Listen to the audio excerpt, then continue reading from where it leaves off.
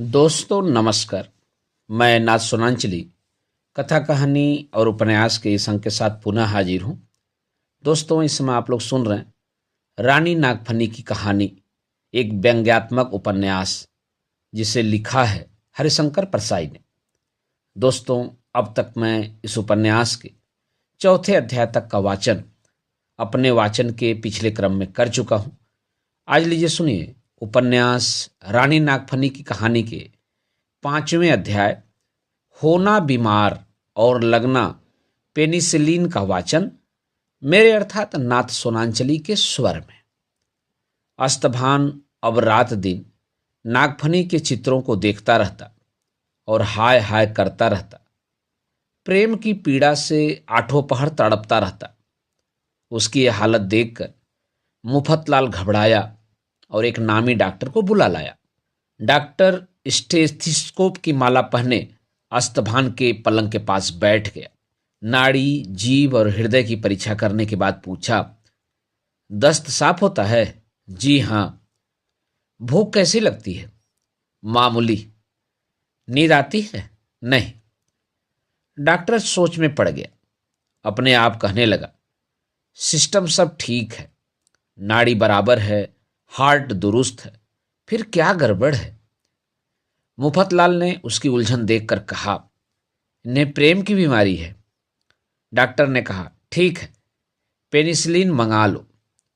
मुफतलाल बोल पड़ा, डॉक्टर साहब, यद्यपि चिकित्सा शास्त्र में मेरा दखल नहीं है, फिर भी मन में प्रश्न उठता है कि क्या प्रेम की बीमारी में भी पेनिसिलिन ही दिया जाएगा? डॉक्टर ने कड़ी नज़र से उसे देखा और कहा, हाँ, कोई भी बीमारी हो तो फिर बीमारी की जांच और रोग का निदान करने की क्या जरूरत है? कोई नहीं। पर अगर डॉक्टर यह सब दिखाने के लिए न करे तो उस पर विश्वास न किया जाए और उसे फीस न मिले तो डॉक्टर साहब क्या हर बीमारी पर पेनिसिलिन दिया जाएगा? हाँ, सर्दी बुखार में पेनिसिलिन, पेट की पीड़ा में पेनिसिलिन, क्षय में पेनिसिलिन, कैंसर में पेनिसिलिन। भाई भाई में अनबन हो जाए तो दोनों को पेनिसिलिन देना चाहिए। और लड़का अगर बिगड़ गया हो तो? डॉक्टर चिढ़ गया, बोला, जिस बात को जानते नहीं हो उसके बारे में बहस क्यों करते हो? तुम्हें क्या मालूम नहीं है कि पेनिसिलिन की खोज से चिकित्सा पद्धति में क्रांति हो गई है? अब सिर्फ एक ही दवा रह गई है, पेनिसिलिन। अखिल विश्व डॉक्टर संघ ने हाल ही में प्रस्ताव पास किया है कि सब मेडिकल कॉलेज बंद कर दिए जाएं और चिकित्सा शास्त्र की पुस्तकें नष्ट कर दी जाएं। अब किसी डॉक्टर को पढ़ने, सीखने या प्रयोग करने की जरूरत नहीं है। अब बीमारी का नाम जानने की भी जरूरत नहीं है, क्योंकि बीमारी कोई भी हो, पेनिसिलिन ही दिया जाए। पेनिसिलिन से बीमारी ही अच्छी नहीं होती, मनुष्य की सब समस्याएं भी हल होती हैं। पेनिसिलिन से अगर रोगी मर भी जाए तो उसे स्वर्ग में स्थान मिलता है। इस तरह पेनिसिलिन से दोनों लोग सुधरते हैं। जो बिना पेनिसिलिन के मर जाते हैं उन्हें फिर जन्म लेकर पेनिसिलिन लगवाना पड़ता है। एक बार पेनिसिलिन लेने से प्राणी आवागमन के बंधन से छूट जाता है। जाओ, 12 पेनिसिलिन इंजेक्शन और 1 डिबिया मरहम लेकर आओ। मुफतलाल प्रभावित हुआ। एक सेवक को भेजकर इंजेक्शन और मरहम मंगवाया गया। डॉक्टर ने 1 इंजेक्शन अस्तभान को दिया और कहा, 1 इंजेक्शन शाम को लगेगा, इनके कलेजे पर मरहम लगा दो। एक सेवक घंटे भर कलेजे पर मरहम चुपड़ता रहा, पर दर्द कम नहीं हुआ। तब एक दूसरा प्रसिद्ध डॉक्टर बुलवाया गया। डॉक्टर ने अस्तभान की अच्छी तरह जांच की और एक कागज पर दवाइयां लिख दी। मुफतलाल ने कागज देखा और जरा परेशान हुआ। डरते डरते कहा, डॉक्टर साहब, गुस्ताखी माफ हो, आपने तो क्लोरोमाइसिन लिख दिया है। जहां तक मैं जानता हूं यह तो। डॉक्टर ने बात काट कर कहा, तुम्हारा मतलब है कि यह बीमारी में नहीं दी जाती? ठीक है, यह मैं भी जानता हूं, पर बाजार में क्लोरोमाइसिन का जो भारी स्टॉक पड़ा है उसका क्या होगा? साल भर से टाइफाइड के केस लगभग नहीं हुए हैं। दवाइयों का स्टॉक पड़ा सड़ रहा है। न जाने बीमारियों को कौन सी बीमारी लग गई है। सारी गर्मी और बरसात निकल गई, पर इस अभागे शहर में एक भी मरीज हैजे से नहीं मरा। ऐसी स्थिति में डॉक्टर क्या करे और दवा विक्रेता क्या करे? मुफतलाल की दिलचस्पी बढ़ी। पूछा, डॉक्टर साहब, रोग के अनुसार दवाएं बनती हैं या दवाओं के अनुसार रोग होते हैं? डॉक्टर ने कहा, दवाओं के अनुसार रोग होते हैं। उत्पादन के अन्य क्षेत्रों में जो नियम लागू होते हैं वहीं यहाँ भी होते हैं। वस्तु का उत्पादन अधिक करके फिर उसकी आवश्यकता पैदा की जाती है और उसे बेचा जाता है। हमारे पास दवा बनाने वाले कारखानों के एजेंट आते रहते हैं, बता जाते हैं कि इस समय क्लोरोमाइसिन का उत्पादन बहुत हुआ है, इसलिए लोगों को टाइफाइड होना चाहिए। इसके बाद उसे उसकी बीमारी की दवा भी दी जाएगी। फिर कुछ ऐसी दवाएं भी दी जाएंगी जिनसे न लाभ होगा न हानि। मुफतलाल बोला, यानी एक तो सर्वमान्य यानी जनरल बीमारी होती है और एक व्यक्तिगत बीमारी। डॉक्टर ने कहा, हाँ, अब तुम समझ गए। जनरल बीमारी वह है जिसकी दवा का स्टॉक निकालना है। यह हर एक को लेनी होगी। इसके बाद उस मरीज की जो अपनी बीमारी होगी उसकी दवा दी जाएगी। मुफतलाल ने कहा, पद्धति तो बहुत अच्छी है। इसे दुकानदारों को ही फायदा होता है या आपको भी? डॉक्टर ने जवाब दिया, दोनों को। यह तो सहकारी उद्योग है। हमें वे कमीशन देते हैं। हम भी यह प्रयत्न करते हैं कि एक बार मरीज हमारे पास आ जाए तो जिंदगी भर न छूटे। इलाज जितना लंबा चलेगा उतनी ही फीस हमें मिलेगी और उतनी ही दवा बिकेगी, जिससे व्यवसायियों को लाभ होगा और हमें भी कमीशन मिलेगा। अस्तभान चुपचाप सुन रहा था। उससे नहीं रहा गया, वह बोल उठा, और मरीज को? डॉक्टर ने सहज उत्तर दिया, मरीज तो वस्तु का उपभोक्ता है। उसे पूरा लाभ हो जाएगा तो दवा की बिक्री बंद न हो जाएगी। कुमार, आप स्वतंत्र उद्योग का अर्थशास्त्र नहीं पढ़े, तभी ऐसे प्रश्न पूछते हैं। मुफतलाल ने पर्चा लेकर रख दिया। अस्तभान ने फीस देकर डॉक्टर को विदा किया। मुफतलाल ने कहा, कुमार, डॉक्टरों से कुछ नहीं होगा। बीमारी जिनकी आमदनी का जरिया हो वे भला बीमारी कैसे कम होने देंगे? डॉक्टर से एक ही लाभ है, अभी तक मरने वाला ईश्वर इच्छा समझकर मरता था। अब डॉक्टर उसे बता देते हैं कि वह किस बीमारी से मर रहा है। इस तरह ईश्वर का उत्तरदायित्व काफी कम हो गया है। इसी समय राजा साहब ने एक प्रेम की बीमारी का विशेषज्ञ भेजा। उसने ध्यान से अस्तभान को देखा, फिर पूछा, पहले भी प्रेम किया है? हाँ, कई बार, अस्तभान ने कहा। प्रेम विशेषज्ञ बोला, तो जल्दी ठीक हो जाओगे। यह बीमारी पहले प्रेम में अधिक सताती है। जो अनुभवी प्रेमी होते हैं वे सरलता से ठीक हो जाते हैं। यह एक तरह का भूत है। इस समय आप पर नागफनी के प्रेम का भूत सवार है। एक भूत के पीछे दूसरे भूत को लगना चाहिए। आप अपनी भूतपूर्व प्रेमिकाओं का नाम जल्दी जल्दी जपिए, 15 मिनट में फायदा मालूम होगा। अस्तभान ने जल्दी जल्दी रटना शुरू किया। फूलमती, विडाल नैनी, कोकिल रंगी, कर्कश बैनी। जादू जैसा असर हुआ। तबीयत में सुधार होने लगा। आधा घंटा नाम रटने के बाद वह पूर्ण स्वस्थ हो गया। उसने प्रेम विशेषज्ञ को बहुत सी भेंट देकर कहा, आप बड़े गुणी आदमी हैं। आपका बताया नुस्खा मैं हमेशा याद रखूंगा। प्रेम विशेषज्ञ ने कहा, कोई बड़ा नुस्खा नहीं है कुमार, नाम का प्रताप है। नाम का महात्मा भक्तों ने गाया है। नाम के उच्चारण से गणिका और अजामिल तर गए थे। गोस्वामी तुलसीदास ने अपने बारे में ही कहा है, का गिनती मह गिनती जस बन घास, नाम जपत भा तुलसी तुलसीदास। नाम की ऐसी महिमा है, पर आजकल के लोग प्राचीन विद्याओं को भूल गए हैं। जानते भी हैं तो अधूरा।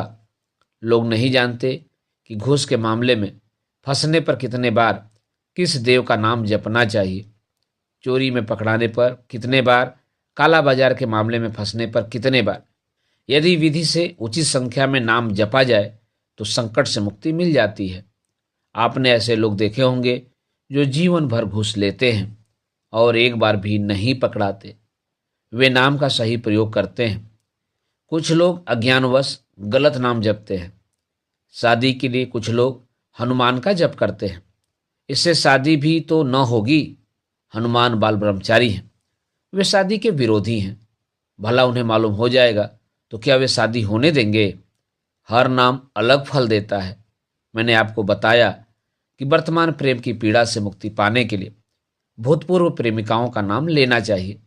इतना कहकर प्रेम विशेषज्ञ चला गया और अस्तभान विश्राम करने लगा। मुफतलाल ने देखा कि उसकी जरूरत नहीं है, इसलिए वह भी वहां से चल दिया। दोस्तों, अभी आप सुन रहे थे उपन्यास रानी नागफनी के 5वें अध्याय का वाचन मेरे अर्थात नासोनांचली के स्वर में। दोस्तों, अब लीजिए सुनिए उपन्यास रानी नागफनी की कहानी के 6वें अध्याय भेजना प्रेम पत्र और खुलना भेद का वाचन मेरे अर्थात नासोनांचली के स्वर में। नागफनी ने कहा, सखी करेला मुखी, कितने दिन हो गए, कुमार का कोई समाचार नहीं मिला। वे कैसे हैं? मुझे बड़ी चिंता लगी है। करेला मुखी ने कहा, राजकुमारी, वे अब अच्छे हैं। उन्हें डॉक्टरों ने 1 दर्जन पेनिसिलिन के इंजेक्शन लगाए हैं, जिससे उनकी तबीयत अब काफी ठीक हो गई है।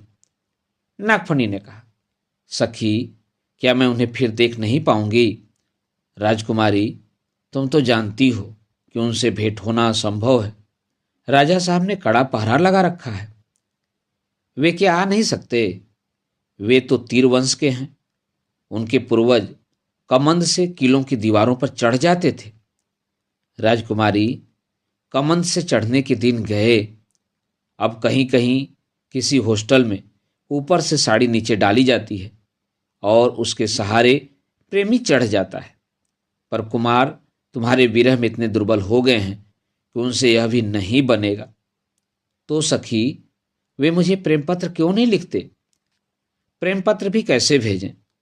सारी डाक पहले राजा साहब के सामने जाती है। कहीं चिट्ठी पकड़ ली गई तो अनर्थ हो जाएगा। राजा साहब का गुस्सा बड़ा खराब है। परसों एक बिल्ली ने उनके कमरे में म्याऊं किया तो राजा साहब ने एक ही वार में उसका सिर काट लिया। नागफनी उदास हो गई। करेला मुखी ने कहा, कुमारी, मेरे पास एक पुस्तक है जिसमें प्रेम करने की पद्धति विस्तार से समझाई गई है।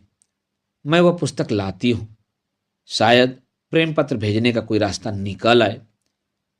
करेला मुखी अपने कमरे में गई और प्रेम करने की कला नामक पुस्तक ले आई। उसमें उसने प्रेम पत्र भेजना शीर्षक अध्याय निकाला और उसे पढ़कर सुनाने लगी। प्रेमियों में पत्र व्यवहार होना बहुत आवश्यक है। पत्र के द्वारा बार बार यह विश्वास दिलाना जरूरी है कि मैं तुमसे प्रेम करता या करती हूं। बहुत दिनों तक यदि पत्र न आए तो किसी दूसरे को पत्र लिखने का मन होने लगता है। कई प्रेमी अपनी प्रेमिका के सामने घबरा जाते हैं और हकलाने लगते हैं। इनके लिए पत्र लिखना बहुत आवश्यक है। जो बात वे सामने नहीं कह पाते वह पत्र में लिख सकते हैं। प्रेम पत्र लिखते समय मनुष्य का मन मुक्त हो जाता है। प्रकांड विद्वान के प्रेम पत्र भी पढ़े जाएं तो उनसे मालूम होता है कि वह बड़ा बेवकूफ आदमी है जो प्रेम पत्र में मूर्खतापूर्ण बातें न लिखे। उसका प्रेम कच्चा है, उस पर विश्वास नहीं करना चाहिए।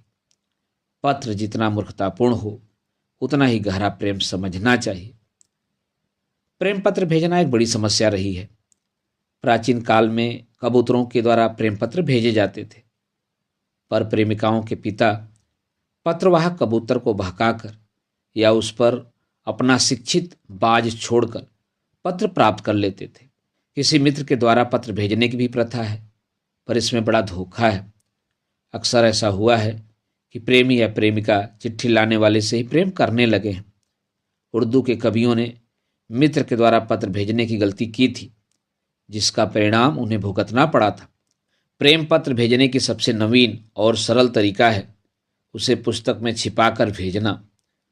प्रेमी या प्रेमिका के छोटे भाई बहनों को चॉकलेट देकर उनसे पहले आत्मीयता पैदा करनी चाहिए। यदि भाई बहन न हो तो मोहल्ले के छोटे बच्चों से भी काम चल सकता है। चॉकलेट छिपाकर देना चाहिए, क्योंकि यह तरीका इतना लोकप्रिय हो गया है कि जब लोग किसी को बच्चों को चॉकलेट बांटते देखते हैं तो समझ जाते हैं कि इसे प्रेम पत्र भेजना है। जब बच्चा विश्वास में आ जाए तब प्रेमिका उससे कहे, मुन्नू, दादा से पढ़ने के लिए पुस्तक ले आओ। दादा अर्थात प्रेमी। मुन्नू भर दोपहरी में दौड़ते हुए दादा के पास पुस्तक मांगने पहुंचेंगे। दादा को समझ जाना चाहिए कि दीदी पुस्तक नहीं चाहती, पुस्तक में चिट्ठी चाहती है। वह मुन्नू को एक चॉकलेट दे और किसी उपन्यास में चिट्ठी रखकर पुस्तक उसके हाथ में रख दे। मुन्नू भागते हुए जाएंगे और दीदी के हाथ में एक पुस्तक रख देंगे। अब दीदी भी मुन्नू को एक चॉकलेट दें। इस प्रकार जब तक मुन्नू 2 चॉकलेटों के लोभ में किसी और को पुस्तक न दे दे, पत्र व्यवहार चल सकता है। पुस्तकों का बड़ा महत्व है। कहते हैं छापे की मशीन ने मनुष्य के जीवन में क्रांति कर दी है। यह सही है। अब पुस्तकें बड़ी संख्या में छपती हैं। इसलिए सबसे बड़ी क्रांति यह हुई है कि प्रेम पत्र भेजना सरल हो गया। इसी कारण प्रेम भी बहुतायत से होने लगा है। प्राचीन काल का युवक प्रेम क्यों नहीं कर सकता था? उन दिनों पुस्तकें आसानी से नहीं मिलती थी। गुरुकुल में पढ़ने वाले युवक के पास एकाध हस्तलिखित पोथी होती थी। यदि वह उसी में प्रेम पत्र भेज देता तो पढ़ता कैसे? और जब गुरु पूछते कि वह पोथी कहाँ है तो उत्तर क्या देता? यह अध्याय सुनकर नागफनी की आंखें खुल गईं। उसने कहा, सखी, रीति तो अच्छी है, पर राजकुमार बहुत दूर रहते हैं। यहाँ से वहाँ बच्चे नहीं आ जा सकते। करेला मुखी ने यह समस्या भी हल कर दी। उसने कहा, अपने महल के पास जो इंजीनियरिंग कॉलेज के प्रोफेसर रहते हैं वे मुफतलाल के मित्र हैं। उनके छोटे भाई द्वारा चिट्ठी प्रोफेसर साहब को भेज देंगे और वे उसे मुफतलाल के पास भेज देंगे। इस सेवा के लिए हम लोग प्रोफेसर को कुछ पारिश्रमिक दे दिया करेंगे। तुम जानती हो प्रोफेसर को वेतन बहुत कम मिलता है। करेला मुखी ने प्रोफेसर से बात करके सब योजना बना ली। नागफनी ने प्रोफेसर के छोटे भाई के द्वारा एक पुस्तक पढ़ने को मंगाई और 2-3 दिन बाद जब पुस्तक लौटाई तो उसमें चिट्ठी रख दी। जब मुफतलाल ने वह चिट्ठी अस्तभान को दी तो वह प्रसन्नता से बेहोश सा हो गया। 8-10 बार उसे पढ़ने के बाद बोला, यह चिट्ठी आई कैसे? मुफतलाल ने प्रोफेसर की सेवाओं का उल्लेख किया। अस्तभान ने कहा, मित्र, मुझे इन प्रोफेसरों पर जरा भी भरोसा नहीं है। जो मुझे 5 नंबर नहीं दे सके वे क्या मेरे प्रेम पत्र पहुंचाएंगे? मुफतलाल ने कहा, नहीं कुमार, सब एक जैसे नहीं होते। यह प्रोफेसर मेरा मित्र है, ईमानदार आदमी है। जो पैसे दे देता है उसके नंबर अवश्य बढ़ा देता है। अस्तभान ने नागफनी को एक चिट्ठी लिखी और मुफतलाल ने उसे प्रोफेसर के पास पहुंचा दिया। प्रोफेसर ने चिट्ठी एक उपन्यास में रखकर प्यारे मुन्नी के हाथ नागफनी को भेज दी। इस तरह दोनों की चिट्ठी पत्री चलने लगी। एक दिन की बात है, प्रोफेसर जरा जल्दी में था। अस्तभान की चिट्ठी भेजनी थी। जल्दी में जो पुस्तक उसके हाथ में आई उसी में उसने चिट्ठी रखकर मुन्नू को दे दी। मुन्नू एकदम पुस्तक लेकर महल में घुस गया।